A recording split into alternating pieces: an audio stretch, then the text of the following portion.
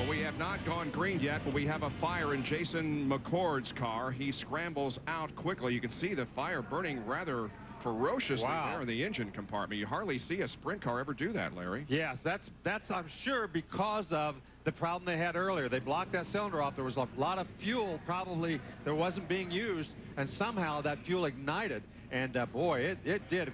It was just barely a little bitty flame going into turn 3. Time he got around to turn 4, it was a huge flame, and it caught the fiberglass on fire on the hood and everything. And they're going to have to red flag this race to get that thing under control. That was a huge, huge fire, that thing. The track safety team and the USAC crew were there immediately to douse the flames, and it looks like they have taken care of it. But that could have evolved into a huge, major problem if they've done a good job getting the fire out here. Right. And then, you know, whatever it was that initially caught on fire, it caught the fiberglass on fire. And that's what really, right there you can see it wasn't all that big. And then all of a sudden, it just took off, and it caught the fiberglass on fire, and everything else over there was burnable.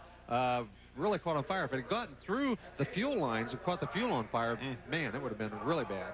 Well, Ray, let's hear it from his perspective. I'll tell you, Bob, it is a big mess down here, but Jason, are you okay?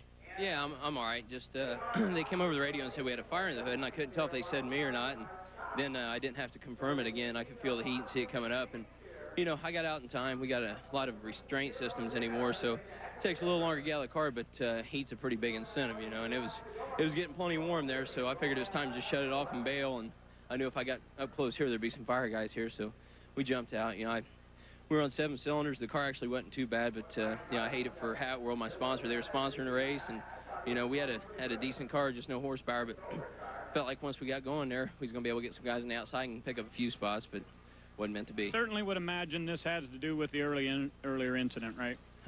You know, I would think so. We did everything precautionary you need to. I double-checked with a bunch of guys through the pits, and you know, we did everything we had to do. And actually, the motor was running fine for 7 cylinders. You know, about what you expect. So I'm not quite sure what happened. If we blew some fuel somewhere, and I don't know what happened. I don't know if we'll be able to tell now or not. So, you know, we'll hang in there and see if we can get it back together. And guys, this may be hard to figure out what did happen because of all the damage from the fire. Yeah, it's pretty well toasted, that's for sure. Jason McCord won earlier this year at Cherville in the Stoops Freightliner Sprint Car Division. He finished 3rd in this race here last year, but it's all over for him today as Jason McCord's car catches fire and burns ferociously for a while as they push it now behind the wall back into the pit. It went red for a while because of this inferno that erupted on Jason McCord's car, but fortunately he scrambled out.